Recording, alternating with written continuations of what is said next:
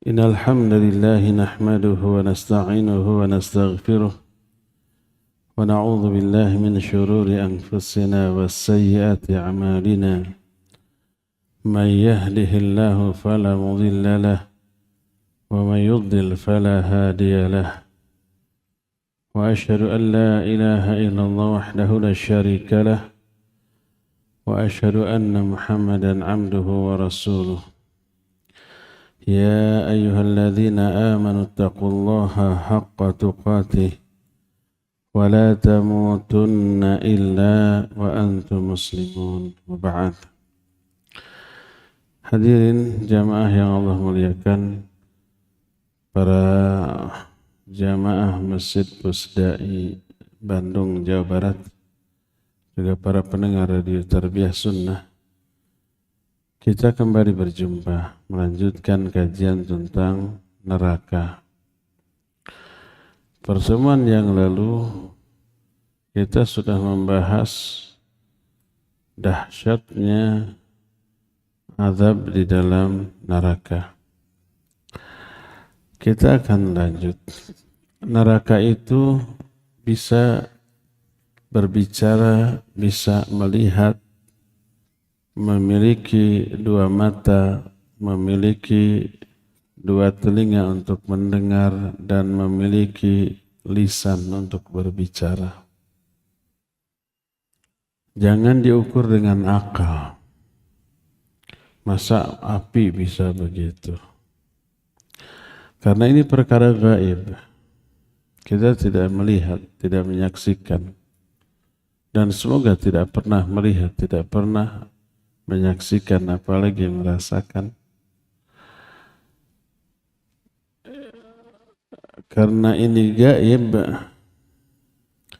maka wajib kita mempercayai informasi dari yang mengetahui perkara yang gaib, yaitu Allah Azza wa Jalla dalam Al-Quran dan hadis yang sahih. Percaya kepada masalah ini termasuk salah satu di antara ciri orang yang bertakwa, alladzina yu'minuna bil ghaib. Orang bertakwa adalah orang yang percaya kepada perkara gaib. Maksudnya perkara gaib yang diberitakan dalam Quran Sunnah. Adapun perkara gaib yang tidak ada keterangan dari Quran Sunnah, hanya kata orang atau hadisnya palsu, minimal hadisnya dhaif, maka perkara gaib yang bersumber dari hal itu tidak boleh kita percayai. Neraka adalah hal gaib. Tapi Allah dalam Al-Quran menceritakan beberapa sifat dari neraka. Salah satunya, neraka itu bisa melihat, bisa juga berbicara, bisa berteriak, bisa mendengar. Sebagaimana beberapa firman Allah. Pertama, dalam Al-Quran surah Al-Furqan ayat 12, Allah menyatakan, idza ra'athum min makanin ba'id sami'u laha taghayyudha wa zafira. Apabila neraka melihat mereka dari kejauhan, maksud mereka itu orang-orang durhaka, calon-calon penghuni neraka. Ketika neraka melihat mereka dari kejauhan, mereka mendengar suara geraman atau kekesalan, kemarahan neraka dan gelegaknya api neraka. Di dalam surah Qaf, Allah pun menyatakan, yauma naqulu li jahannam halim talati wa taqulu hal mim mazid. Pada hari kiamat nanti kami berkata kepada api neraka, halim talati, apakah kamu sudah penuh? Maka neraka menjawab, hal mim mazid, masih adakah tambahan? Itu ayat yang menjelaskan neraka bisa berbicara. Sebuah hadis riwayat Imam Ibnu Jarir, termasuk Imam Ibnu Katsir menukil hadis ini dalam kitab tafsirnya dengan sanad yang sahih, juga dalam kitab An-Nihayah dari Ibnu Abbas radhiyallahu anhuma, bahwa Nabi SAW menyatakan innar rajula la yujarru ila an-nar fatan zawi wa yang qabidu ba'duha ila ba'd fayaqulu rahman malak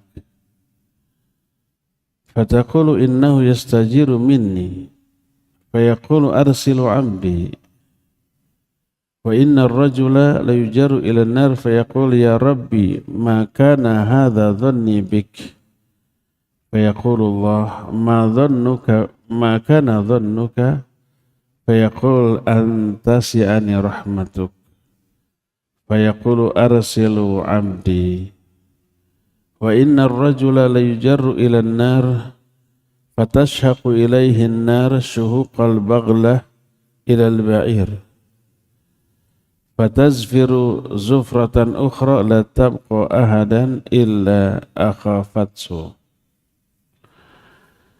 Kata Rasul sallallahu alaihi wasallam, ada seorang yang diseret ke dalam api neraka. Tapi api neraka itu malah menyingkir, menghindari orang ini. Lalu Allah bertanya, ada apa denganmu? Berkatalah neraka, sesungguhnya orang ini waktu di dunia suka minta perlindungan kepada engkau dari aku. Nabi SAW menyatakan siapa yang berlindung kepada Allah dari api neraka 3 kali, maka neraka akan berbicara, ya Allah jauhkan dia dari aku. Umpamanya orang menyatakan Allahumma ajirna minan nar, Allahumma ajirna minan nar, Allahumma ajirna minan nar. Ya Allah selamatkan kami dari neraka 3 kali. Maka nanti neraka akan berkata, ya Allah jauhkan dia dari aku. Ini ketika ada orang dimasukkan ke dalam neraka, kemudian api itu menyingkir, menghindar. Ditanya, ada apa denganmu? Kemudian neraka menyatakan, ya Allah dia berlindung dari aku. Lalu Allah menyatakan, arsilu amdi, kalau begitu bebaskan hambaku. Dia pun selamat. Kemudian ada orang lain diseret ke dalam api neraka. Lalu orang itu berkata, ya Rabbi makana hadha dhanni bik, ya Allah bukan begini dugaanku kepadamu. Dia tidak menduga akan dimasukkan ke dalam neraka. Lalu Allah bertanya, apa dugaanmu kepadaku? Dia menjawab, rahmatmu akan tercurah kepadaku dan rahmat mencakup ampunan. Maka Allah berfirman, bebaskan hambaku ini. Lalu ada orang lain lagi diseret ke dalam neraka, lalu neraka itu berteriak kepadanya seperti teriakan bagal. Bagal itu binatang perkawinan antara kuda dengan himar dengan keledai. Lalu neraka pun mendengus sekali lagi dengan teriakan, dengan suara yang dahsyat. Maka tak ada seorang pun di neraka kecuali amat sangat takut terhadap dengusan neraka tersebut. Hadis ini menjelaskan neraka bisa berbicara, dialog dengan Allah Azza wa Jalla. Dalam hadis yang diriwayatkan oleh Imam Ahmad, juga Imam At-Tirmidzi, hadis ini diterima dari Abu Hurairah radhiyallahu anhu. Nabi SAW menyatakan, yakhruju yaumal qiyamah unuq minan nar laha ainan tubsiran wa udhunan tasma'an wa lisan yantiq wa taqul inni wukiltu bi thalathatin bi kulli jabbarin anid wa bi kulli man da'a ma'allahi ilahan akhar wa bil musawwirin. Kata Rasul sallallahu alaihi wasallam, akan keluar dari neraka satu gumpalan api. Dia memiliki dua mata yang melihat, memiliki dua telinga yang mendengar, dan memiliki satu lisan yang berbicara. Lalu api ini berkata, aku ditugaskan untuk mengazab 3 golongan manusia. Hati-hati, semoga kita tidak menjadi salah satu saja di antara 3 ini. Pertama, bikulli jabbarin anid, kepada setiap orang yang diktator, jabbar, anid dan durhaka, menentang syariat Allah, punya power, punya kekuasaan, punya pangkat, punya jabatan, tapi dia zalim dengan apa yang dimilikinya, itu jabbar. Dan orang itu menentang perintah Allah. Ini yang pertama. Kedua, aku juga diutus untuk mengazab setiap orang yang berdoa kepada selain Allah, selain berdoa kepada Allah. Dia berdoa kepada Allah, tapi berdoa juga kepada selain Allah. Karena kita tahu doa itu ibadah, ad-du'a huwal ibadah. Maka hanya boleh ditujukan kepada Allah. Ketika doa ditujukan kepada selain Allah, berarti dia berdoa kepada selain Allah, maka itu syirik. Karena doa adalah ibadah. Termasuk kepada malaikat, ya nggak boleh berdoa kepada malaikat. Hai Jibril, turunkan duit. Berdoa kepada malaikat Jibril, syirik. Atau kita tahu yang mengatur hujan, angin, tumbuh-tumbuhan, itu adalah Mikail. Lalu kita berdoa kepada malaikat Mikail, wahai Mikail, turunkan hujan, hentikan hujan. Nggak boleh. Karena malaikat hanya sebagai pelaksana. Yang membuat keputusan, decision makernya adalah Allah Azza wa Jalla. Nggak mungkin malaikat berbuat tanpa perintah, tanpa instruksi dari Allah Azza wa Jalla. Atau jangankan Allah dengan malaikat, kita aja berorganisasi. Ada ketua, ada bendahara. Bendahara yang pegang uang kan? Bisa nggak kita minta ke bendahara, minta uang? Kata bendahara, saya emang nggak berwenang, uang ada di saya. Tapi keputusan di ketua. Minta ke ketua, ketua nanti kasih memo ke bendahara, kasih uang orang ini. Kan gitu. Kalau bendahara berani mengeluarkan uang tanpa tanda tangan ketua, menyalahi, dia bisa dihukum, bisa di SP, bisa dipecat. Penyalahgunaan wewenang. Apalagi Allah dan para malaikat. Malaikat hanya pelaksana. Allah yang memutuskan. Minta kepada Allah, nanti Allah perintahkan malaikat, turunkan hujan. Jadi tidak boleh kita berdoa kepada selain Allah, akan diazab. Yang ketiga, wabil musawwirin. Aku juga diutus untuk mengazab al-musawwirin, para tukang gambar. Gambar-gambar makhluk hidup yang terlarang. Hadis ini diriwayatkan oleh Imam At-Tirmidzi dengan derajat yang sahih dan menjelaskan bahwa neraka itu bisa melihat dan bisa berbicara. Bahkan juga bisa mengeluh, sebagaimana diterangkan dalam salah satu hadis yang diriwayatkan oleh Imam Bukhari dalam kitab sahihnya. Dari Abu Hurairah radhiyallahu an, berkata Rasul alaihi salatu wasallam, ishtakatin nar ila rabbiha faqalat rabbi akala ba'dhi ba'dha fa'adhina laha binafasain, nafsun fi syitta wa nafsun fi sayf, wa asyaddu ma tajiduna minal har wa asyaddu ma tajiduna minaz zamharir. Kata Nabi SAW, neraka mengeluh kepada Allah. Lalu berkata, ya Allah, sebagian dari diriku memakan sebagian yang lain. Api ini saling memakan satu sama lain. Maka Allah mengizinkan kepada neraka untuk bernafas 2 kali dalam setahun. Yaitu 1 kali ketika di musim dingin, dan itu ketika dia menghisap. Dan 1 kali di musim panas ketika dia menghembus. Ketika dia menghembus, kalian merasakan hawa terpanas di musim panas. Dan ketika dia menghisap, kalian merasakan hawa terdingin di musim dingin. Ketika musim panas kan di negara-negara tertentu sampai mencapai lebih dari 50 derajat Celcius.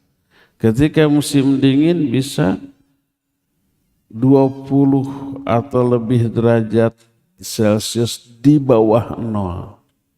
Sampai kalau ada air menetes dari atap itu enggak sampai jatuh ke bawah sudah beku jadi es. Saking apanya? Saking dinginnya. Di musim panas, saking panasnya orang enggak tahan.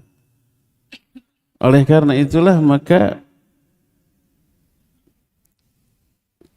ini dibahas oleh para ulama, ta'thirun nar ala dunya wa ahliha, efek neraka kepada kehidupan dunia dan orang-orang yang ada di dalam kehidupan di dunia. Musim panas, musim dingin, salah satunya adalah efek pengaruh dari nafasnya neraka. Kok bisa? Ini masalah gaib. Jangan difahami dengan akal. Lemahnya akal kita tidak mampu memahami perkara-perkara yang di luar jangkauan mereka. Selama perkara gaib ini dijelaskan oleh wahyu, wajib kita percaya. Dan hadis tadi sahih riwayat Imam Bukhari dalam kitab Sahih. Masih dalam Sahih Bukhari dari Abu Sa'id Al-Khudri radhiyallahu an, berkata Rasul sallallahu alaihi wasallam, abridu bis shalah fa inna shiddatal har min faihi jahannam. Ketika cuaca sangat panas di tengah-tengah musim panas. Kalau di daerah Timur Tengah atau Eropa, puncak musim panas sekitar Juli Agustus gitu. Di saat itulah kurma-kurma itu matang di pohon. Oleh apa? Oleh hawa panas yang luar biasa. Ya. Nah, ketika panas, Nabi SAW menyatakan, dinginkan cuaca panas itu dengan sholat. Karena panasnya suhu termasuk efek dari hembusan neraka jahanam ketika bernapas tadi. Ya. Dan ini sekali lagi menunjukkan neraka bisa berbicara, bisa mengeluh, punya 2 mata untuk melihat dan punya lisan untuk berbicara, juga punya 2 telinga untuk mendengar. Karena ini perkara gaib dan diceritakan oleh Al-Quran dan hadis yang sahih, wajib untuk kita percayai tanpa mengakal-akali dengan akal kita. Ya. Inilah penjelasan tentang neraka bisa berbicara, melihat dan mendengar. Adakah orang yang pernah bermimpi melihat neraka? Di zaman Nabi SAW ada seorang sahabat yang soleh. Kesolehannya ini diakui oleh semua orang pada zaman itu, termasuk oleh Nabi SAW. Siapakah dia? Ibnu Umar radhiyallahu anhu. Sebagaimana dalam Sahihain, riwayat Bukhari dan Muslim, berkata Ibnu Umar, "Ra'aitu fil manam annahu ja'ani malakan fi yadi kulli wahid minhuma muqmi'atun min hadid. Thumma laqiyani malakun fi yadihi muqmi'atun min hadid. Qalu la tur'i ni'mar rajulu ant. Law kunta tuksiru salata minal lail." Fantalaqu bi hatta waqafu bi ala syafiri jahannam. فإذا هي مطوية كطي البئر لها قرون كقرون البئر بين كل قرنين ملك بيده مقمئة من حديد وإذا فيها رجال معلقون بالسلاسل رؤوسهم أسفلهم وعرفت رجالا من قريش فانصرفوا بي عن ذات اليمين فقصصتها على حفصة فقصتها حفصة على رسول الله صلى الله عليه وسلم فقال إن عبد الله رجل صالح. Kata Ibnu Umar, aku melihat di dalam mimpi ada dua malaikat yang datang. Di tangan masing-masing malaikat ini ada palu dari besi. Lalu datang lagi satu malaikat ketiga menemui aku. Di tangannya ada palu juga dari besi. Lalu ketiga-tiganya berkata, jangan kamu takut. Karena sebaik-baik orang adalah engkau. Seandainya engkau memperbanyak sholat malam. Saat itu Ibnu Umar tidak sholat malam. Tapi akhlaknya, karakternya bagus. Ibadahnya bagus. Dan kita tahu kemuliaan akhlak seseorang melahirkan pahala sebanding dengan pahala ahli tahajud di malam hari, ahli saum di siang hari. Sebagaimana yang sering saya kemukakan, hadis riwayat Imam At-Tirmidzi dan Ibnu Majah dengan sanad yang sahih, innal muslimal musaddad yudriku bi husni khuluqihi darajatas sawwamil qawwam. Seorang muslim musaddad itu yang simpel, yang tidak terlalu ahli ibadah, tidak terlalu hebat ibadahnya, biasa-biasa saja. Tapi dengan kemuliaan akhlaknya dia mampu mencapai derajat sawam dan qawam. Sawam itu ahli saum, qawam itu ahli tahajud. Karena mulianya akhlaknya. Ibnu Umar seperti itu, musaddad, tidak tahajud, tapi akhlaknya mulia. Kata malaikat ini, sebaik-baik orang adalah engkau seandainya engkau memperbanyak sholat malam. Maka kata Ibnu Umar, mereka membawaku ke suatu tempat dan memberdirikan aku di atas pintu neraka Jahannam. Kita tahu sudah diterangkan Jahannam itu tingkatnya ke bawah. Pintunya yang paling atas menganga di atas. Aku dibawa ke depan pintu Jahannam. Ternyata Jahannam itu bundar seperti sumur bulat. Dan ada semacam tembok yang menghalanginya, yang membentenginya, dan di tepi kedua tembok itu ada malaikat yang berjaga sambil membawa palu dari besi. Aku lihat di dalam neraka ada beberapa orang yang digantung dengan rantai. Bagian kepalanya di atas, bagian kepalanya di bawah dan kakinya di atas, digantung terbalik. Aku mengenal beberapa orang bangsa Quraisy. Yaitu orang-orang yang durhaka menentang dakwah Nabi SAW. Lalu aku pun dibawa pergi dari tempat itu. Esok harinya aku kisahkan mimpiku ini kepada Hafsah. Hafsah itu kan adiknya. Hafsah menceritakan ini kepada Rasul sallallahu alaihi wasallam. Lalu Nabi sallallahu alaihi wasallam berkomentar, sesungguhnya Abdullah adalah orang soleh.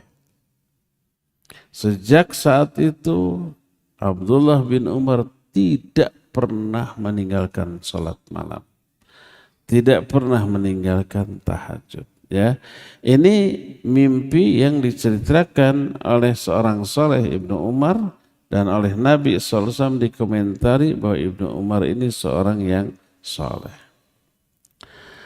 Adakah orang yang bisa melihat neraka sebelum kiamat dalam keadaan sadar terjaga? Yang ngaku-ngaku banyak. Bahkan yang ngaku bisa memadamkan api neraka juga banyak. Halu itu Maya. Berhalusinasi. Yang kita ketahui, satu-satunya orang yang pernah melihat surga dan neraka adalah Nabi SAW. Dan itu diceritakan dalam Al-Quran, dalam hadis yang sahih. Dalam surah An-Najm, Allah menjelaskan peristiwa Mi'raj. Walaqad ra'ahu nazlatan ukhra inda sidratil muntaha indaha jannatul ma'wa. Sungguh Muhammad SAW telah melihat Jibril dalam bentuk yang asli. Di mana? Di Sidratul Muntaha. Di sampingnya ada surga ma'wa. Dalam Sahih Bukhari dan Muslim dari Ibnu Abbas radhiyallahu anhuma ketika menjelaskan salat khusuf, salat gerhana matahari. Rasul sallallahu alaihi wasallam ketika salat tiba-tiba maju sambil mengulurkan tangannya seperti mau meraih sesuatu.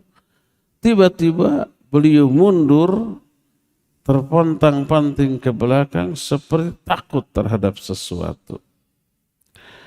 Beres salat beliau menjelaskan, inni ra'aitul jannah fatanawaltu minha anquda walau akhadtuhu la akaltu minhu ma baqiyatid dunya wa ra'aitun nar falam ara kal yaumi manzaran qad afdha wa ra'aitu aktsaru ahliha an-nisa.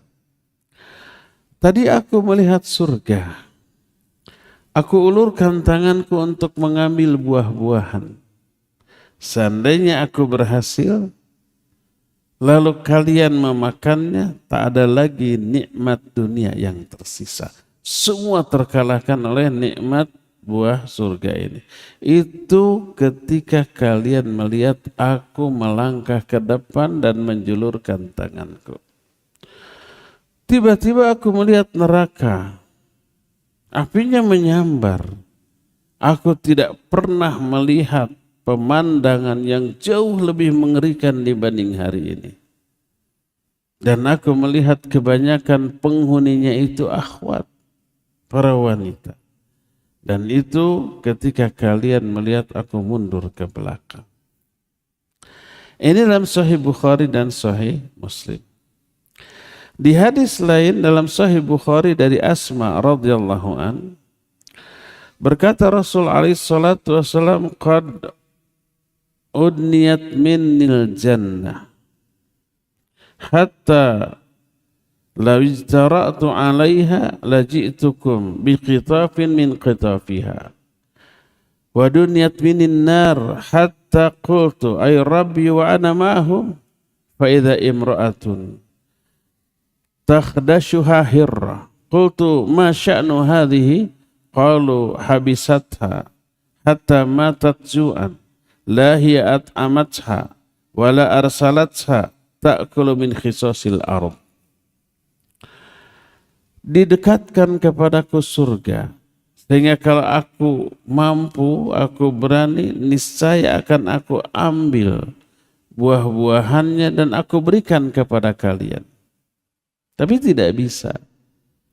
Lalu didekatkan kepadaku neraka. Sehingga aku berkata, Rabbi, bagaimana aku bisa bersama-sama para ahli neraka kalau keadaannya kayak begitu? Tiba-tiba ada seorang perempuan di neraka, dicakar-cakar sama seekor kucing. Aku bertanya, kenapa wanita ini? Dijawab, dulu wanita ini mengurung kucing tersebut sampai mati kelaparan. Tidak diberi makan atau tidak dilepaskan untuk mencari makan sendiri. Dikurung, tak dikasih makan sampai mati. Dikungkung, tadi awur, dicangcang, tadi paraban, sampai mati. Maka dia akan diazab dengan azab seperti itu. Dalam kitab Musnad Ahmad dari Mughirah bin Syu'bah dari Rasul alaihi salatu wassalam, berkata Nabi alaihi salatu wassalam, inna nara udniyat minni hatta nufikhat harruha an wajhi fara'aitu fiha sahibul mihjan walladhi baharal bahira wa sahibu humair wa sahibul hirrah. Sesungguhnya neraka didekatkan kepadaku sampai terasa, kata orang Sunda, heabna hawa neraka ke wajah.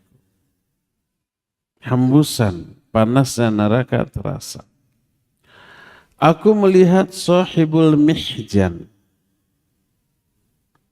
Saya nggak tahu terjemahan mihjan. Di kita mungkin tidak ada. Tapi lihat di syarahnya, mihjan itu adalah hasyab tawil. Itu ada kayu yang panjang semacam tongkat. Di ujungnya itu ada besi pengait. Maka dulu ketika haji ada orang-orang yang culas. Sekarang juga banyak yang culas. Sambil haji sambil nyopet ada. Sambil haji sambil nipu ada. Ngaku saya kehilangan uang, nggak ada bekal untuk pulang, untuk makan. Sabilillah, ayo kumpulkan. Seorang 10 real, 20 real. 100 orang berapa? Itu ke setiap tenda datang, itu banyak yang saya gitu ya. Mihzan itu tongkat, di ininya ada pengait. Dulu orang ketika haji bawa itu. Dikaitkanlah ke barang-barang perbekalan jamaah haji. Ngait. Kalau umpet diketahuan, oh ini nggak sengaja terkait. Kemudian ditaruh lagi. Tapi kalau nggak ketahuan terus dibawa. Dicuri. Itu disebut sahibul mihjan. Sahibul mihjan itu pemilik tongkat yang berkait tersebut. Aku melihat di dalamnya ada sahibul mihjan, kata Nabi SAW. Pencuri ketika haji. Dan ada lagi yang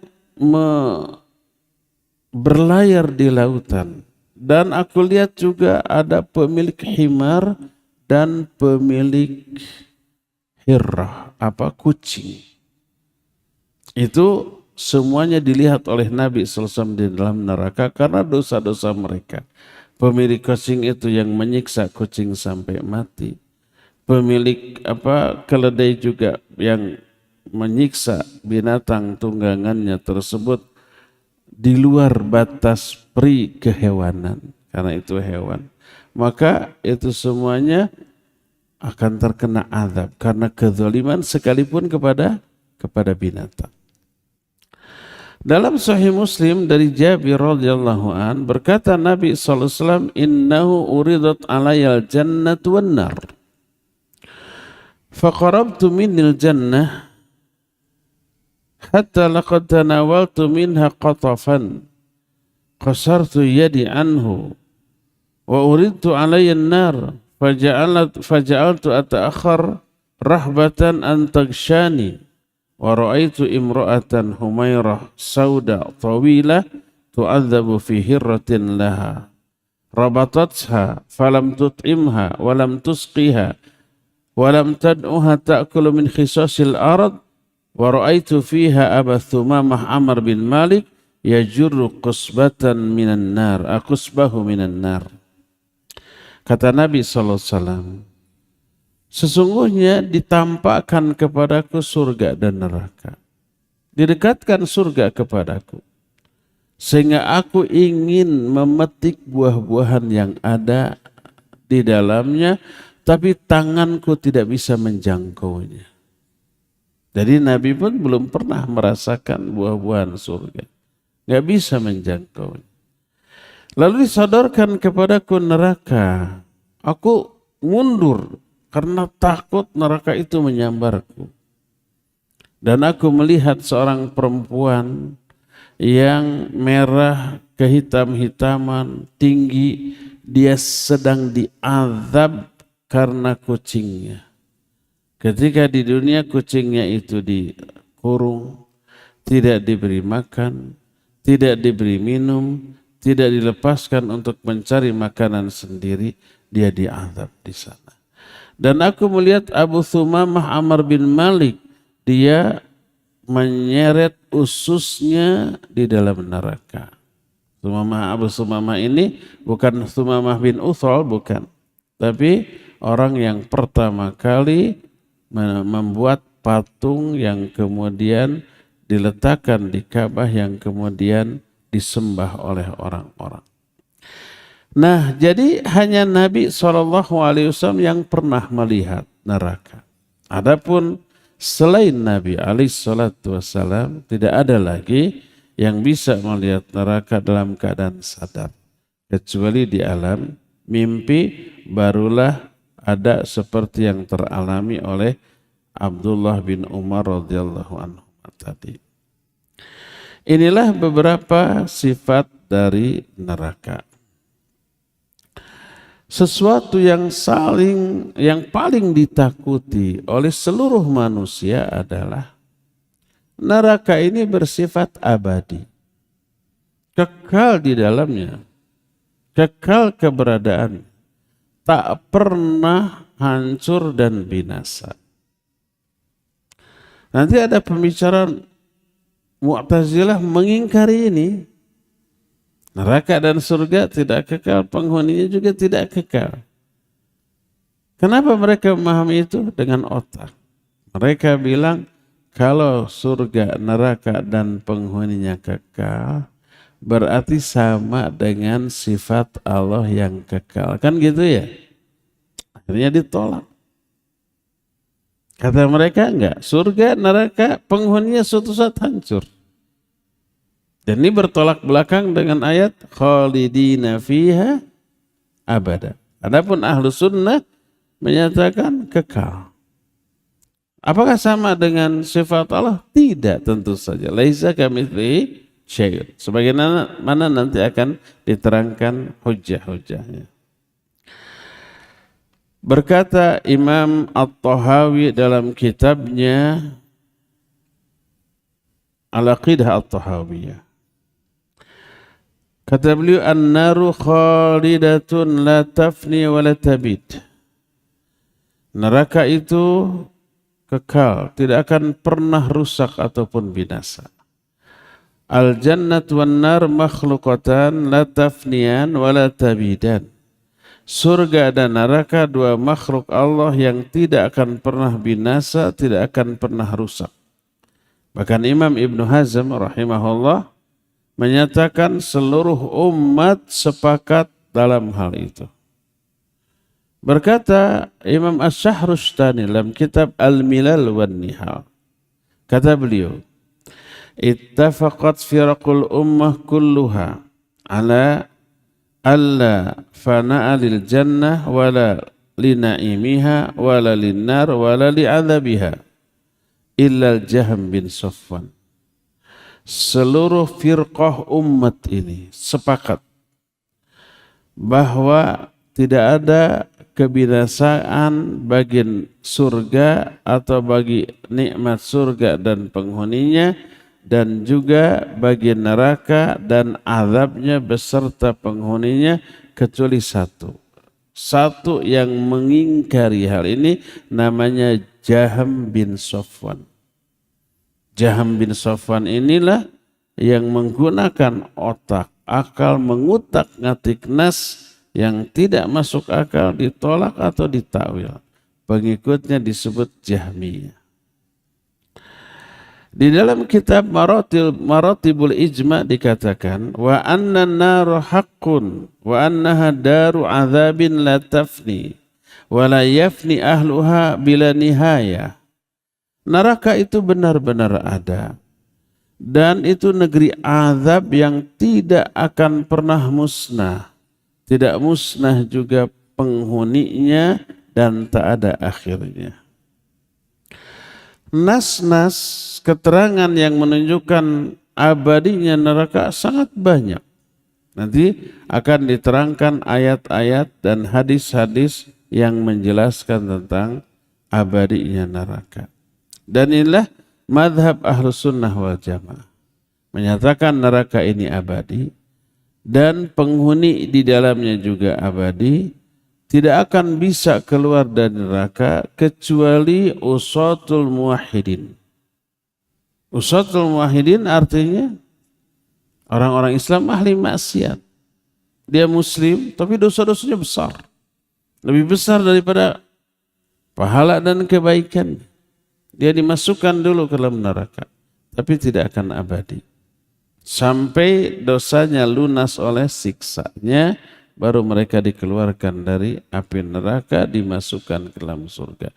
Sehingga orang yang paling akhir keluar dari neraka dan masuk ke dalam surga, itu orang yang sama sekali tidak memiliki kebaikan. Dia sudah gosong-gosong, sudah hancur lebur, dikeluarkan dari api neraka, dimasukkan ke dalam nahrul hayat, sungai kehidupan, lalu utuh lagi, lalu dimasukkan ke dalam surga. Didapati semua surga sudah penuh tempatnya. Gak punya kapling lagi dia. Lalu dia berkata, ya Allah, semua surga sudah penuh. Kata Allah, sukakah kamu apabila kamu aku berikan istana 2 kali termegah dibanding istana termegah yang pernah ada di dunia. Kita nggak tahu istana siapa itu yang termegah di dunia. Sekarang aja nggak tahu ya. Hotel termegah di dunia aja kita belum tahu ya di mana, belum pernah lihat, belum pernah masuk. Kalau hotel terbaik se-Badung, saya pernah masuk ke lobinya. Itu aja sudah enak gitu ya. Apalagi istana raja. 2 kali lipat. Apa kata orang itu? La tastahzibi ya Rabbi. Jangan ulah heureuy ke aku atuh ya Allah. Gitulah. Jangan mengolok-olok aku. Karena orang durhaka seperti dia masa dikasih istana 2 kali termegah. Kata Allah, bagaimana kalau aku kasih 3 kali lipat, 4 kali lipat, sampai 10 kali lipat. Orang itu menyatakan, hasbuk, cukup ya Allah. Dikasihlah 10 kali termegah istana di dunia. Itu orang yang paling durhaka. Paling akhir masuknya ke dalam surga. Paling akhir keluarnya dari api neraka. Seperti itu. Bayangkan kalau orang yang masuk ke dalam surga, istananya kayak apa, kenikmatannya seperti apa. Allah menyatakan, "Fala ta'lamu nafsum ma ukhfiya lahum min qurrati a'yun jazaa'an bima kanu ya'mal." Jiwa manapun tidak akan mengetahui kenikmatan, keindahan, kebahagiaan yang kami sediakan bagi para ahli surga. Qurrata ayun, kebahagiaan. Allah sembunyikan tuh, nggak ada yang tahu. Sebagai balasan atas amalan mereka.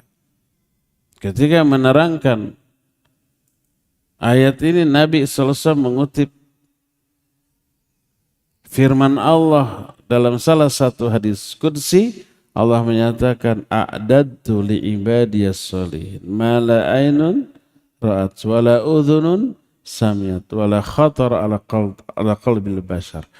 aku siapkan bagi hamba-hambaku yang soleh kenikmatan yang tak pernah terlihat oleh mata, tak pernah terdengar oleh telinga, tak pernah terhayalkan, terbersit dalam pikiran atau hati manusia. Sehebat apapun kita membayangkan indahnya surga, kenyataan surga jauh lebih indah lagi.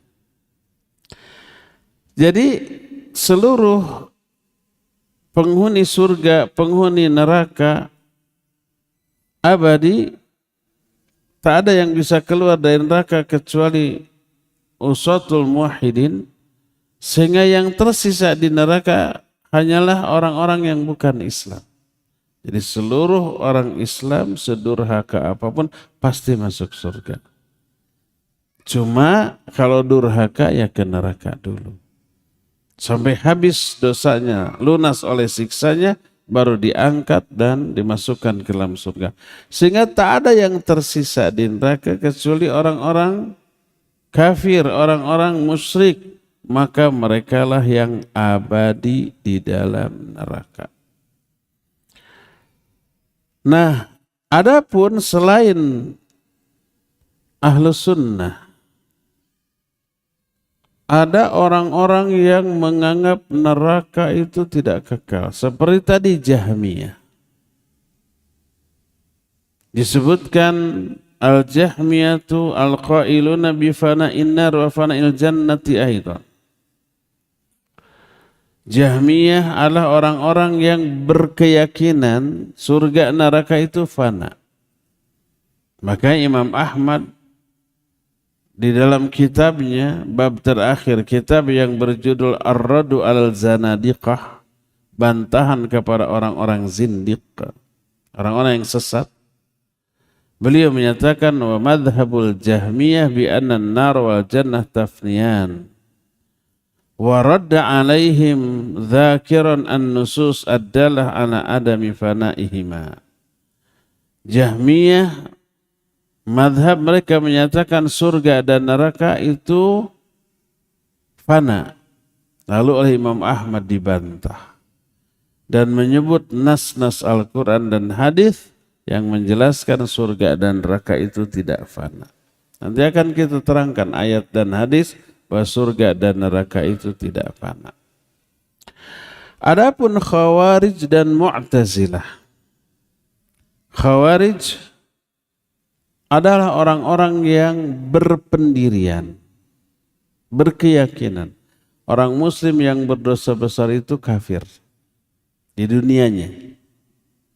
Dan di akhiratnya kekal dalam neraka. Itu Khawarij. Kalau kita Ahlus Sunnah menyatakan orang muslim yang berdosa besar tidak kafir. Orang-orang yang melakukan kebidahan sebesar apapun selama tidak mukafirah tidak kafir.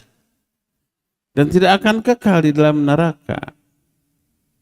Itu pendirian Ahlus Sunnah. Itu kita semua berkeyakinan pelaku kebidahan, pelaku dosa besar, tidak kafir, tidak murtad, tidak keluar dari Islam. Cuma terancam neraka, iya terancam, bukan vonis ya. Hanya orang lain karena kebodohannya dan sentimennya menyatakan kita mengkafirkan, kita memvonis selain kita ahli neraka. Itu karena apa? Salah faham. Kenapa salah faham? Ya nggak dengar penjelasan kita secara lengkap, hanya dengar kesimpulan akhir. Akhirnya salah faham. Ditambah sentimen ya. Khawarij berkeyakinan orang muslim yang berdosa besar itu kafir. Karena kafir nggak boleh salam. Karena kafir halal darahnya, halal hartanya, boleh diambil hartanya. Boleh dibunuh. Kalau ada penguasa yang tidak menerapkan hukum Allah dianggap kafir, boleh berontak. Itu Khawarij, itu bahayanya. Adapun Mu'tazilah berkeyakinan orang muslim yang berdosa besar tidak kafir, tapi juga tidak muslim, pertengahan. Ini di dunia. Di akhiratnya sama dengan Khawarij.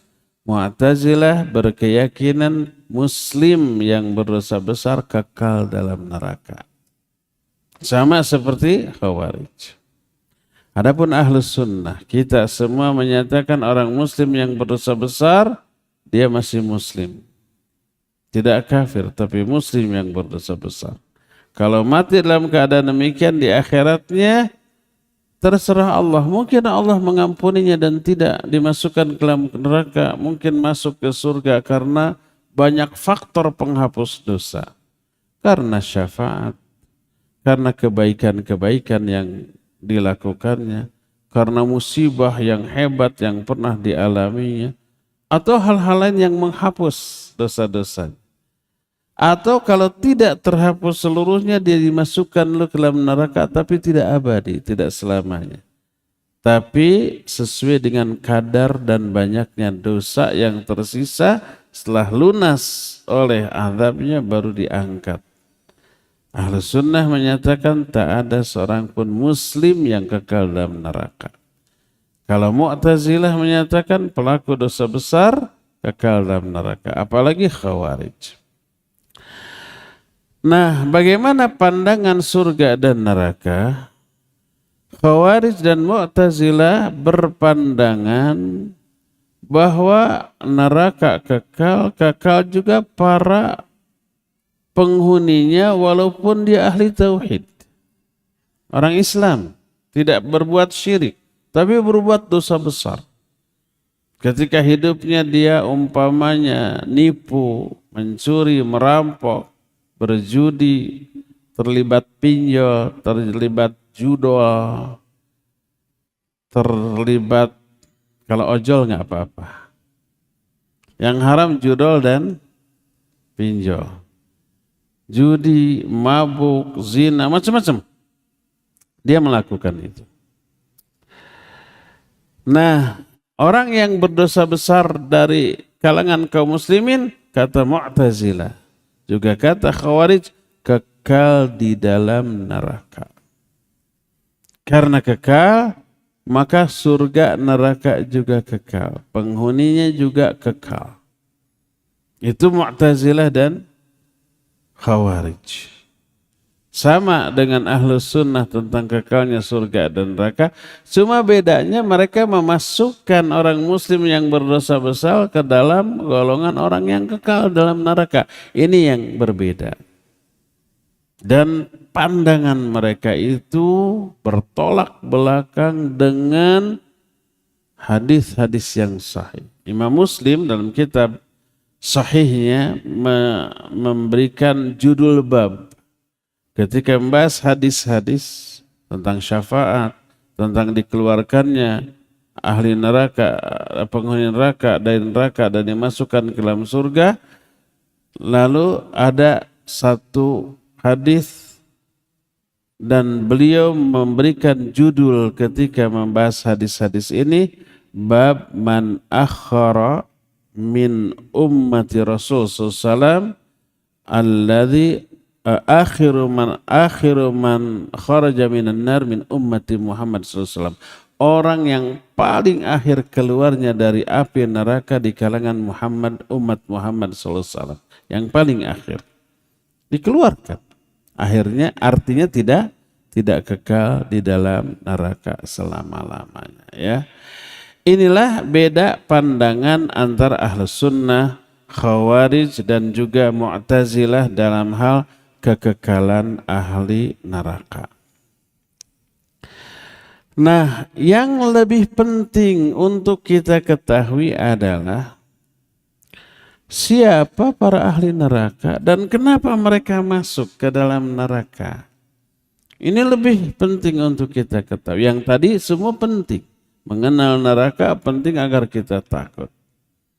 Yang lebih penting lagi, siapa orang-orang yang akan masuk neraka, yang terancam oleh neraka. Agar apa? Agar kita bisa menghindarinya. Adapun ahli neraka terbagi ke dalam dua kelompok. Kelompok yang pertama disebut al-mukhalladuna fiha. Kelompok yang kekal di dalam neraka selama-lamanya. Ini kelompok pertama. Kelompok yang kedua adalah kelompok yang disebut muaqqatuna fiha, hanya sementara di dalam neraka. Tidak sementerus, walaupun mungkin sementahun atau mungkin semenabad, tapi tidak selama-lamanya. Suatu saat akan dikeluarkan. Ya, ini dua kelompok ahli neraka. Nah, kita mulai membahas kelompok pertama, al-mukhalladuna fiha, orang-orang yang kekal di dalam neraka selama-lamanya. Siapa mereka? Ini ada beberapa golongan. Golongan yang pertama, berkata Imam At-Tahawi dalam kitab Al-Aqidah At-Tahawiyah.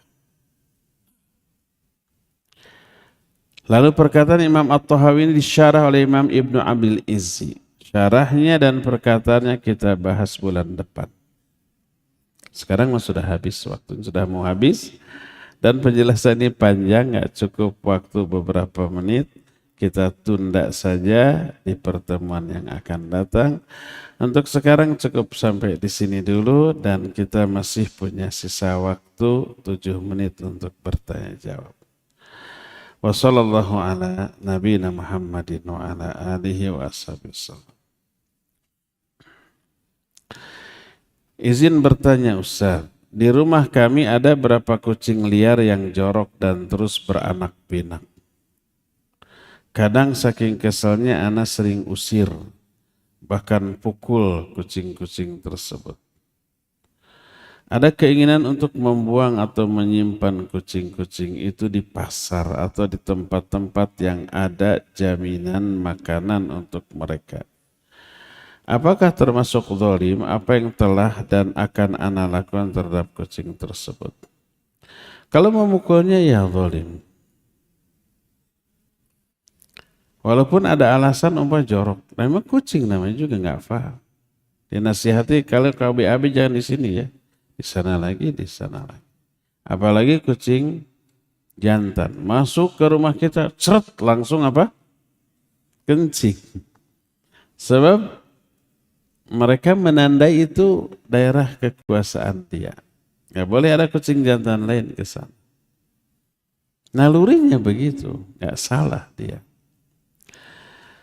Nah, kalau kita mau untuk mengurusnya, memberi makannya silakan, dan itu ibadah. Kalau enggak kita riweuh gitu ya, ya enggak perlu untuk kita urus ya. Boleh enggak kita tempatkan di tempat-tempat yang ada jaminan makanan bagi dia seperti di pasar? Boleh kita bawa ke pasar, kita lepas di pasar. Paling orang pasar nu riweuh engke. Yang penting jangan disakiti ya, jangan dipukul, jangan dihukum dan seterusnya.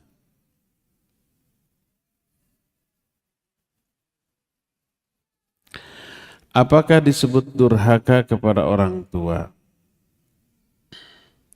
jika anak tidak setuju dan tidak membantu ritual kematian ayah yang sudah meninggal? 7 hari, 3 hari, 40 hari dan seterusnya, dan itu membuat ibu sedih dan saudaranya marah. Iya. Kalau orang tua menyuruh kita untuk durhaka kepada Allah, nggak boleh untuk kita taati.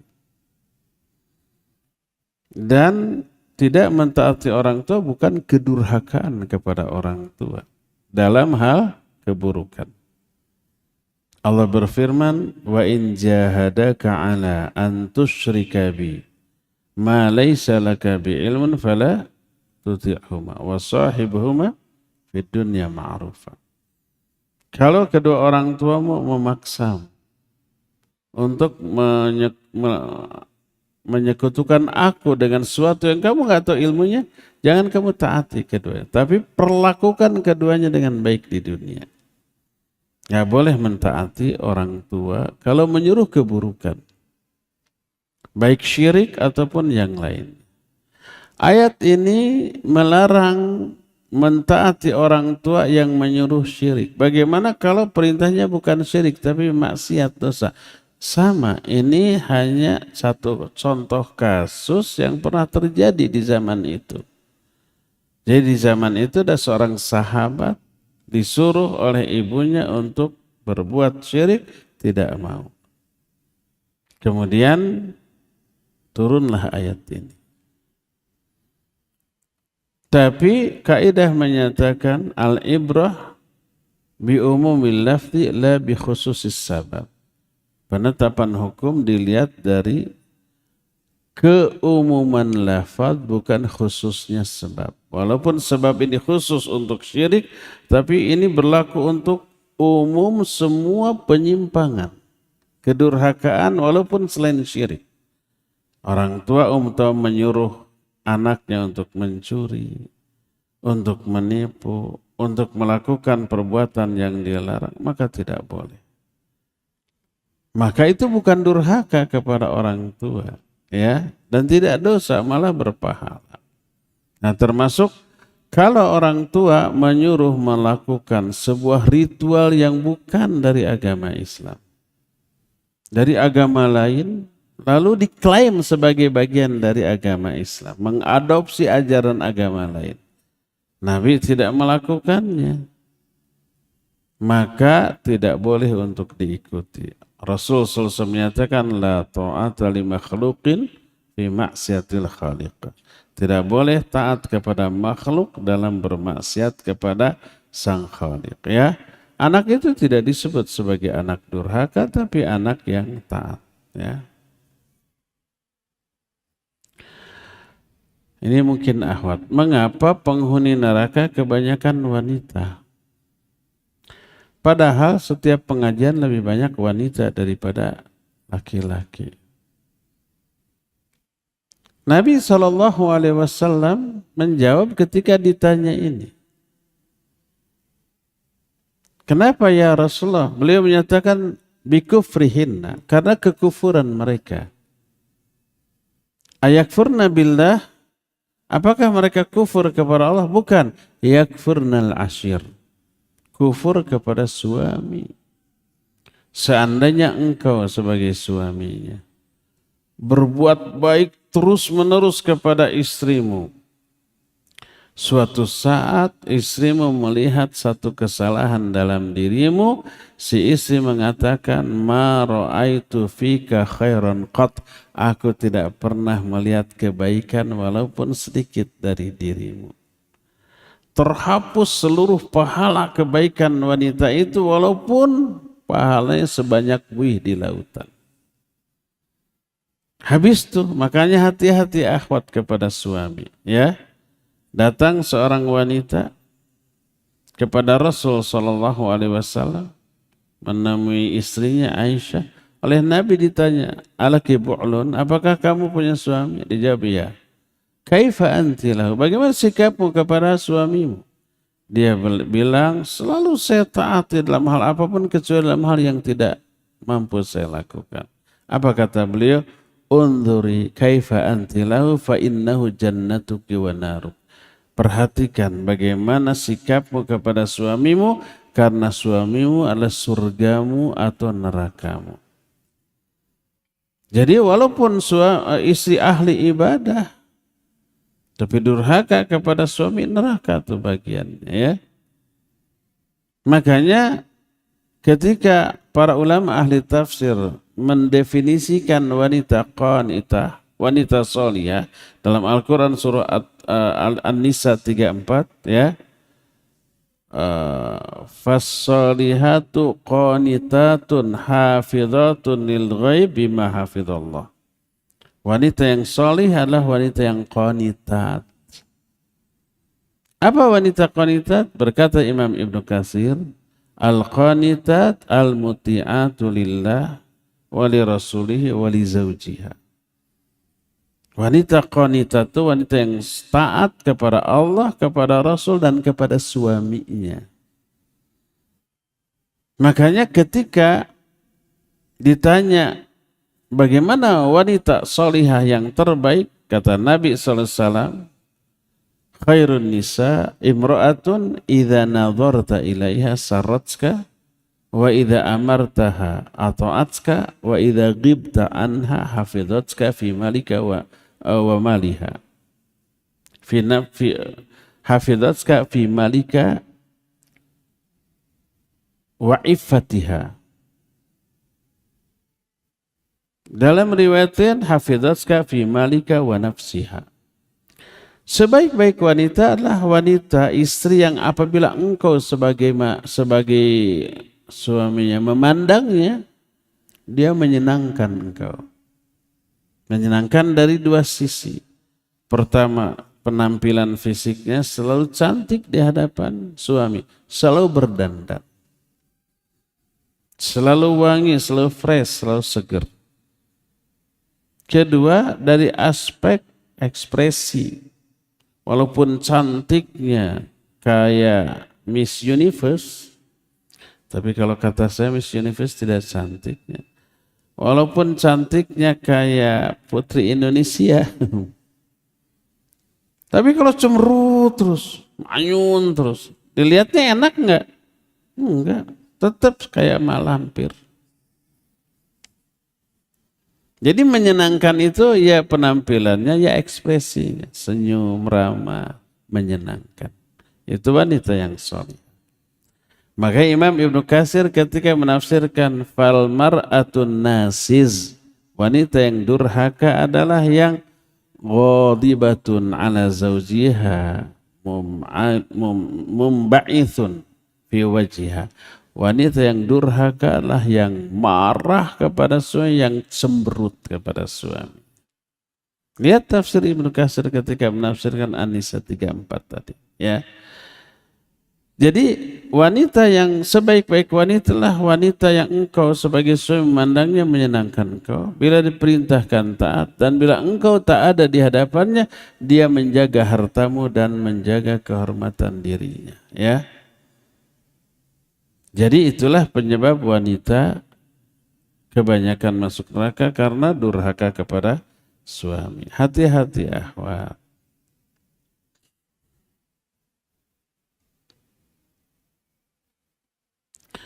Mohon maaf sebelumnya, dimaafkan.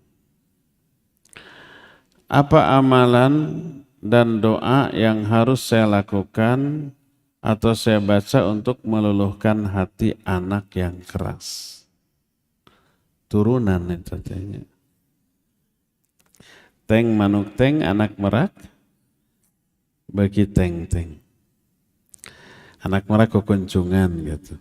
Artinya uyah tara TS, kalau bahasa Indonesianya buah tidak akan jatuh jauh dari pohon, ya. Pertama mungkin turunan. Kedua, al-jaza min jinsil amal.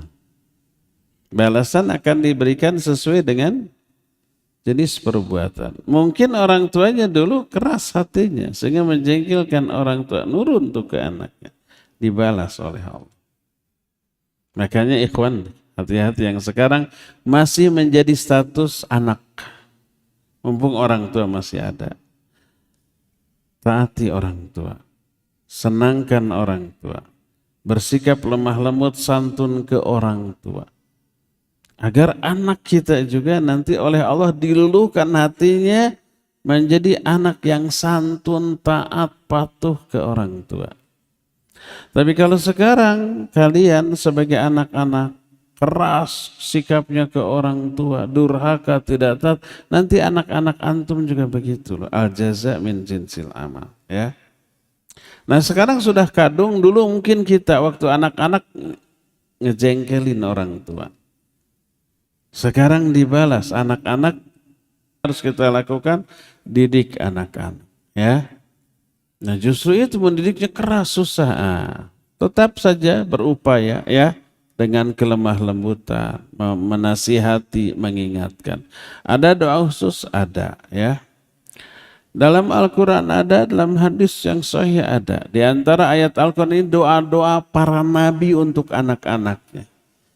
yang dikutip oleh Allah dalam Al-Quran. Ya, termasuk doa orang sholihin. Pertama ada doa ibadur rahman. Berdoa Rabbana hablana min azwajina wa dhurriyyatina qurrata a'yun waj'alna lil muttaqina. Ini familiar. Rabbana hablana, ya Allah berikan kepadaku, min azwajina, istri-istri kami, wa dzurriyyatina, dan anak-anak kami, qurrata a'yun, menjadi sumber kebahagiaan kami. Maksud qurrata a'yun, orang-orang yang taat kepada Allah dan Rasul. Minta ya agar Allah memberi hidayah.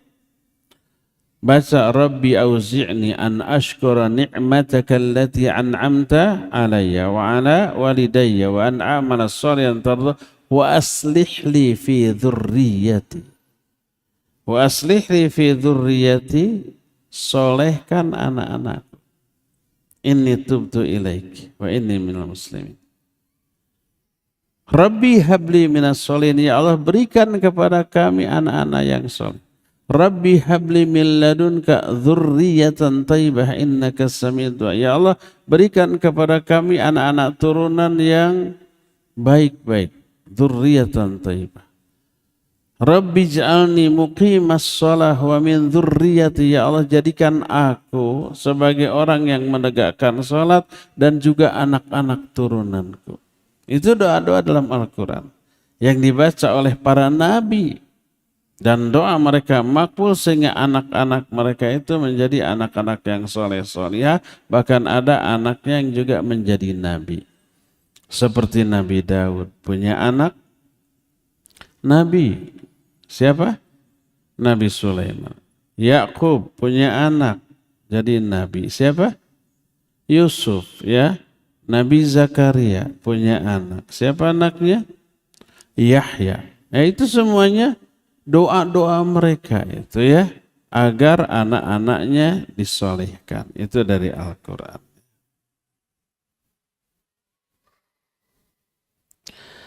Apakah dibolehkan sholat jenazah di atas makam, tapi setelah lewat berapa hari dari waktu pemakaman? Boleh, karena Nabi SAW melakukan itu.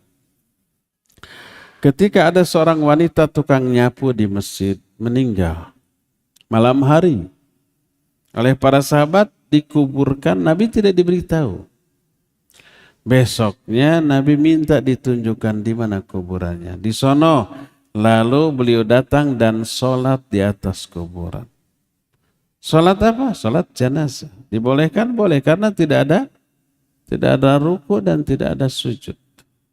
Jadi kalau kita tidak sempat sholat di sholat jenazah, maka boleh di kuburan. Seperti Ustaz Yazid rahimahullah. Ketika meninggal puluhan ribu, jalan Bogor itu macet.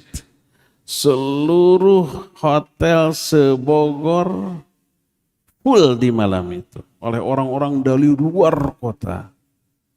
Karena ingin mensolatkan jenazah. Puluhan ribu. Pas menyolatkan, tadinya mau direncanakan beberapa kloter. Tapi nggak mungkin. Pertama hari Jumat. Yang kedua, teknisnya setelah kloter pertama selesai bubar dulu gitu ya. Yang lain masuk itu aja bisa sejam itu ya. Dan ada bisa 5-10 kloter nanti. Akhirnya diumumkan bahwa mensolatkan hanya 1 kloter. Setelah satu kloter langsung dibawa ke kuburan. Akhirnya orang menyolatkan full di masjid atas dan bawah dan di luar sampai di jalan-jalan. Entah berapa puluh ribu. Yang tidak sempat menyolatkan ikut ke kuburan dan di kuburan sholat jenazah. Boleh? Boleh sholat jenazah. Karena nggak ada ruku dan sujud dan ada atharnya. Ada sunnahnya. Nabi SAW menyolatkan wanita tukang sapu tadi. Tapi ini yang kemudian digoreng oleh orang-orang yang benci kepada kita. Tuh engkong Jawas juga. Orang-orang sholat di kuburan. Tabaruk ke kuburan engkong Jawas. Mereka karena bodoh dan sentimen. Itu bukan tabaruk. Itu bukan sholat fardu. Itu adalah sholat jenazah. Mensolatkan Bagi orang-orang yang tidak sempat menyolatkan jenazah di masjid, di kuburan, boleh, boleh. Ada sunnahnya, ada, ya. Sampai berapa hari tidak ada batasan. Pokoknya kalau tidak terlalu lama, umpamanya seminggu, boleh. Kita umpamanya ada di luar kota, pas pulang seminggu kemudian sudah dikuburkan jasadnya, kita mensolatkan di atas dan kuburannya boleh. Adapun kalau sudah 2 bulan, 3 bulan, nggak perlu, ya. Dahulu banyak sekali dosa besar. Emang sekarang nggak ada gitu? Sekarang lebih banyak. Dahulu banyak sekali dosa besar dan dosa kecil yang dilakukan. Maksudnya oleh si penanya merenya. Alhamdulillah Allah memberikan anak kesempatan bertobat dan belajar agama. Pertanyaan. Apakah dosa-dosa anak betul terhapus karena tobat? Kalau tobatnya betul, memenuhi 7 syarat tobat yang sering saya jelaskan, terhapus. Tubu ilallahi taubatan nasuha. Asa rabbukum ayyukafiru ankum wa yudkhilakum jannat. Tobatlah kamu dengan tobat nasuha. Tobat yang memenuhi 7 syarat. Maka Allah akan menghapus dosa kalian dan memasukkan kalian ke dalam surga. Ya. 7 syarat itu berhenti dari dosa itu, menyesal, bertekad tidak mengulang kembali. Ini sudah 3. Keempat, kalau dosa berkaitan dengan hak orang, kembalikan ke orang itu, minta maaf. Kelimanya, cepat lakukan sebelum sakarat. Keenam, cepat lakukan sebelum matahari terbit dari barat. Dan terakhir, ikhlas. Bukan karena kepentingan dunia, ya. Terhapus insya Allah. Anak takut sekali, U-nya 3. Akan azab siksa kubur dan neraka walau hanya dicelupkan. Mohon nasihatnya agar anak tetap istiqomah. Saya nasihatkan untuk tetap istiqomah, ya, di atas tobatnya. Sudah tuh. Oh ya, satu lagi, Afan, bagaimana cara menghadapi ujian dari sikap, perilaku, tabiat, karakter manusia dalam berinteraksi? Kadang menjengkelkan ya Ustaz. Ya, pertama nasihati, tetap sabar. Al-mu'minul ladzi yukhalitun nas wa yasbiru ala adahum khairun minal mu'minil ladzi la yukhalitun nas wa lam yasbir ala adahum. Seorang mukmin yang bergaul dengan manusia dan sabar dalam menghadapi gangguan mereka lebih baik daripada mukmin yang tidak bergaul dan tidak sabar dalam menerima gangguan. Ya, tetaplah sabar, tetaplah tunjukkan kemuliaan akhlak. Kalau ternyata merugikan, mempengaruhi kita, jangan bergaul dengan mereka. Tinggalkan, cari kawan-kawan yang soleh, yang bikin adem, yang bikin kita nyaman, yang bikin kita lebih baik, ya. Maka hijrah wajib diikuti dengan hijrah circle kita, lingkungan pergaulan kita, kawan-kawan pergaulan kita, ya.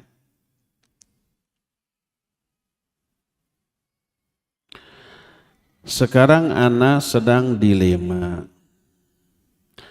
Karena putri Ana yang ke-1 sekarang kelas 9 mondok di Ponpes Anu. Di sini ditulis tapi tidak saya bacakan. Dulu Ana masukkan putri Ana ke pondok, memberi pilihan kepada putri Ana mau mondok atau sekolah full day. Dan anak-anak pun memilih mondok. Pas kelas 7, setiap jadwal telepon sering nangis dan bilang gak betah. Supaya putri Ana betah, jadi Ana bilang ke putri Ana, nanti pas SMA-nya bebas untuk milih sekolah sendiri. Dan sekarang putri Ana nagih janji Ana. Katanya SMA-nya pengen di umum, sedangkan hati Ana tidak mengizinkan. Bongana tuh janji. Yang ana tanyakan, satu, apakah ana harus menepati janji ana? Sedangkan hati ana sangat ingin putri ana mondok lagi.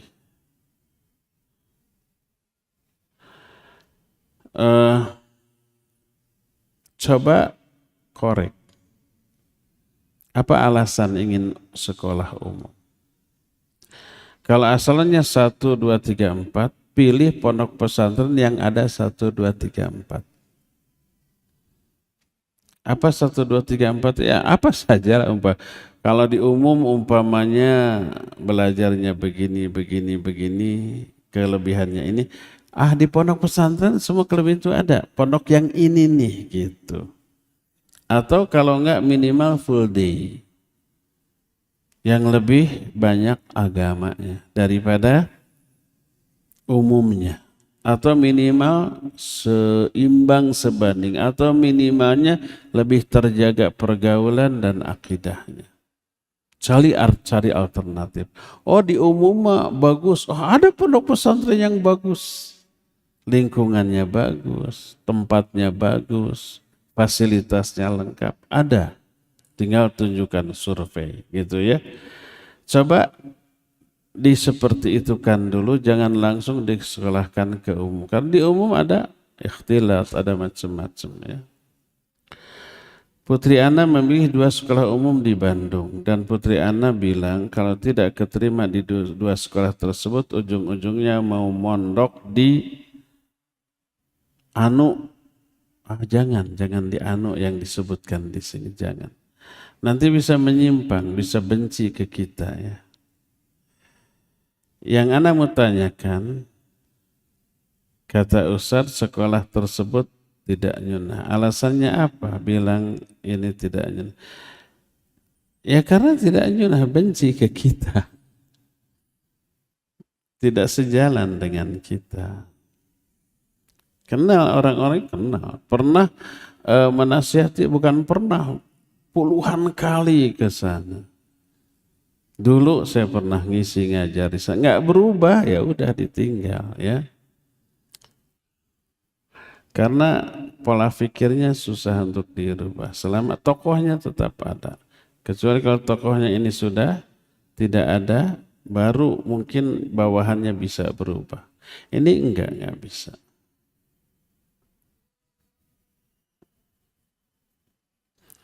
Cari yang lain, pondok yang lain. Nanti kalau sudah kita tunjukkan lagi ya pondoknya. Jika seorang istri hanya seorang ibu rumah tangga, tidak berpenghasilan, apakah bisa dikategorikan orang tidak mampu untuk berhaji? Mengingat biaya naik haji tinggi. Ya iyalah, punya uang enggak segitu? Kalau enggak, walaupun bukan seorang ibu rumah tangga, bekerja umpamanya. Tapi gajinya enggak mencukupi. Untuk haji ya tidak mampu. Apalagi hanya seorang ibu rumah tangga yang tidak berpenghasilan. Yang berpenghasilan, umpamanya 20 juta penghasilan. Tapi sebulan habis atau cuma tersisa 2 juta untuk ditabung.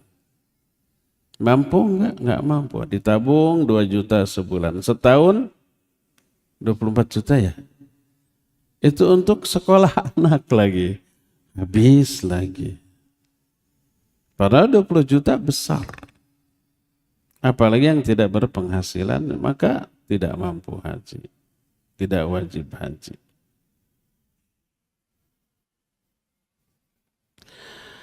Bagaimana hukumnya anak perempuan belum balik, boleh nggak safar tanpa mahram? Emang berani? Usia umpamanya 6 tahun, sok kan itu. Dari sini ke Jakarta, tega orang tuanya apa? Misal, ikut outing kelas ke Jakarta atau diajak liburan sama keluarga. Tega nggak orang tuanya? Diajak sama orang tuanya, ikut ya.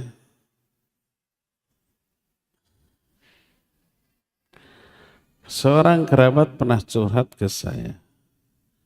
Suami tidak pernah memberi nafkah sejak nikah. Loh, Istrinya bekerja, semua kebutuhan rumah tangga, suami, anak, istrinya yang nanggung, yang mencari nafkah. Semua urusan rumah tangga, istri yang berperan. Saat ini istrinya merasa jenuh setelah lebih dari 30 tahun menikah. Istrinya bertanya, saya harus gimana? Lalu suami ngapain? Yang bekerja istri, yang ngurus rumah tangga istri, suaminya ngapain? Saya jawab, kalau tidak diberi nafkah boleh mengajukan khuruj. Hulu mungkin. Hulu itu gugat cerai. Atau bersabar, anggap aja istrinya itu bersedekah terhadap suami. Apakah jawaban saya benar? Benar ya. Kalau tidak sabar, boleh hulu. Ini suaminya nggak punya malu. Ngapain suami? Yang mencari nafkah istrinya, yang mengurus rumah tangga istrinya. Suaminya ngapain? Tidur, jalan-jalan, mancing. Nggak punya malu ini. Nggak nyalindung kagelung. Boleh nggak istri meminta cerai? Boleh, karena haknya tidak dipenuhi ya.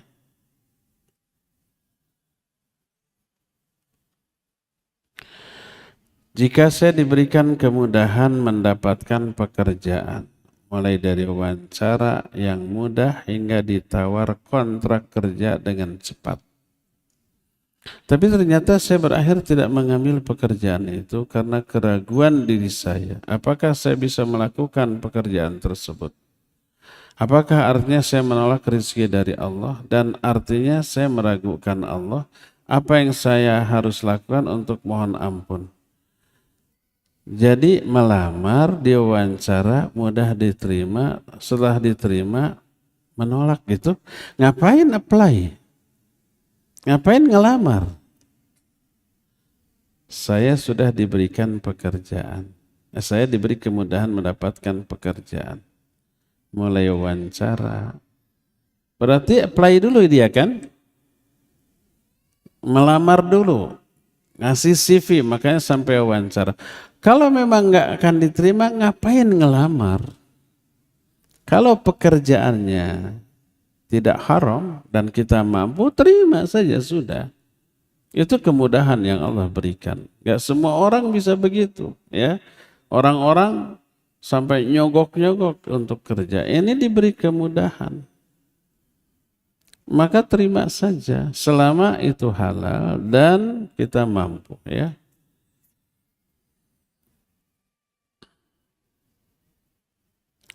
Bagaimana bila ada yang mengucapkan selamat hari ulang tahun kepada kita? Cuek saja sudah ya.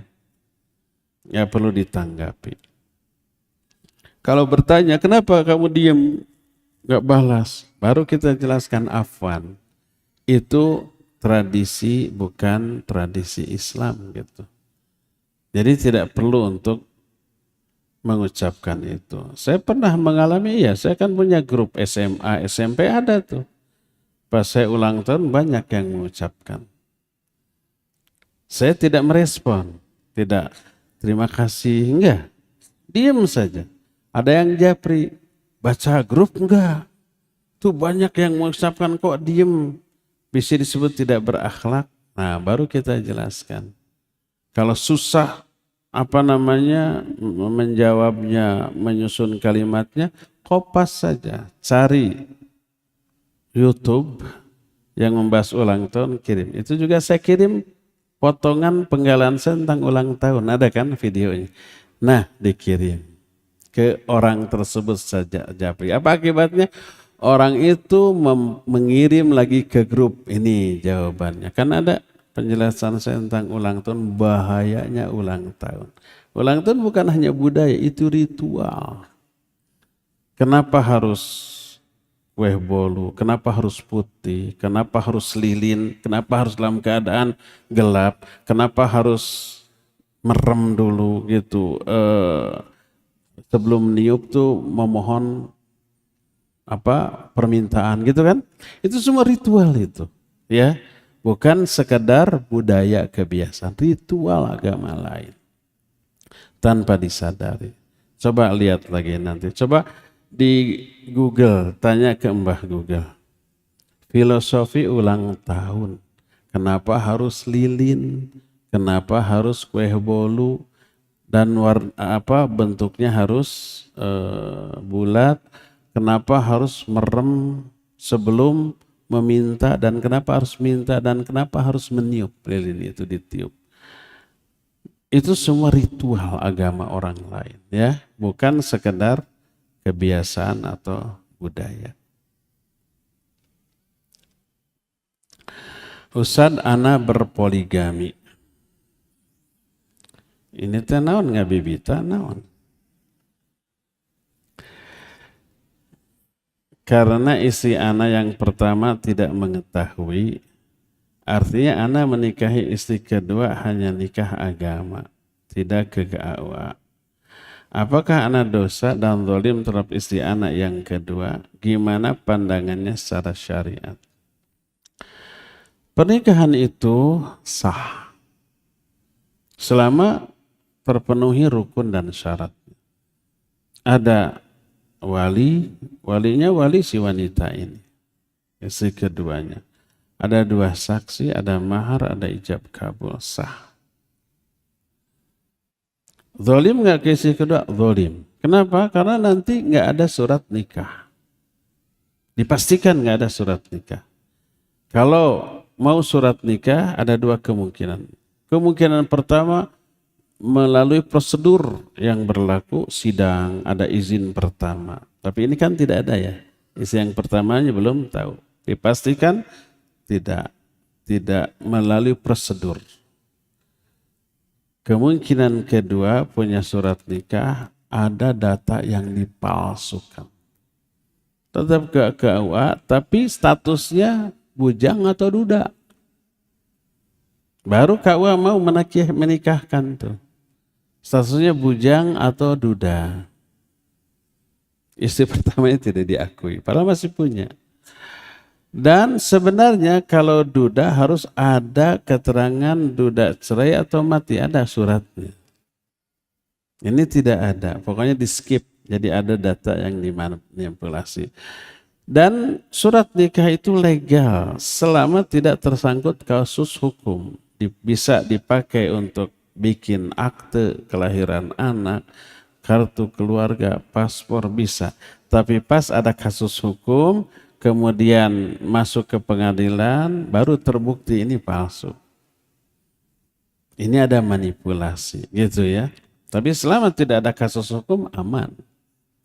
Itu dulu. Adapun sekarang tidak bisa membuat buku nikah yang kedua, yang palsu. Kenapa? Karena semua dikomputerisasi, masuk secara online, datanya begitu namanya masuk, langsung keluar data, oh ini masih beristri, nggak bisa. Sekarang begitu tuh.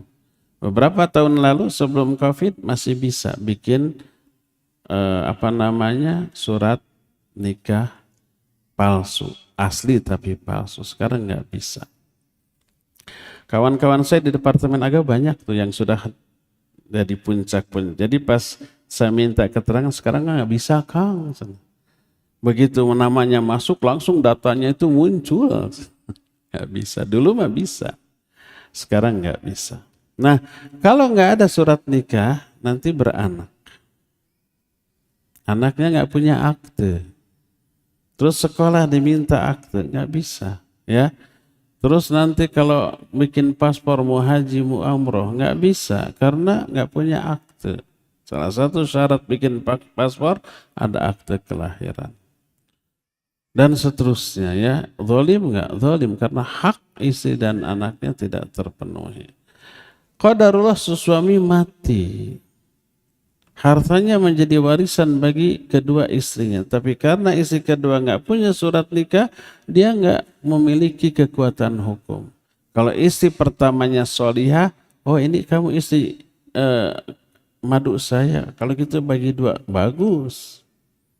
Tapi kalau sentimen, oh kamu pelakor ya. Jadi betapa banyaknya suami nikah lagi istri pertamanya nggak tahu, baru ketahuan pas dia mati. Pas mati nangis, datang perempuan lain nangis, kamu siapa? Saya istrinya. Nah, berantem di sana, di hadapan mayit. Jadi kalau mau poligami, uruslah yang benar, penuhi hak istri keduanya.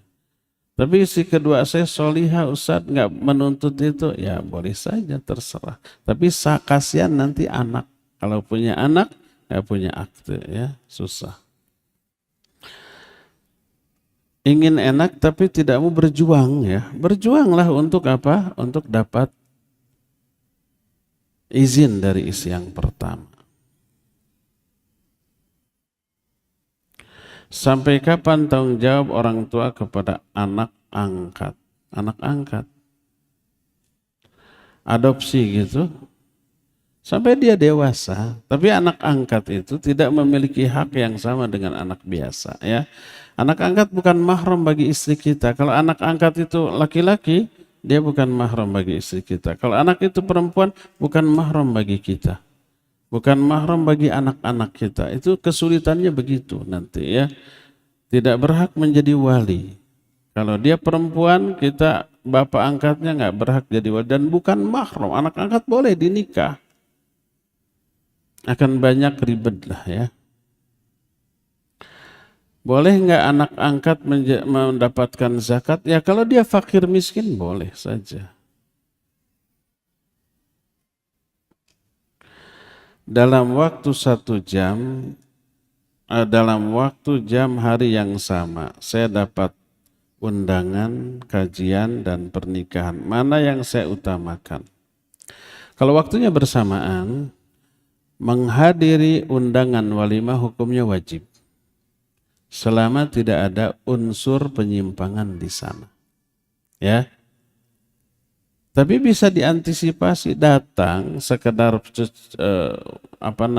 stor muka, mendoakan, makan dikit langsung ke kajian. Kan bisa begitu, ya. Kan tidak harus 2 jam di sana, ya.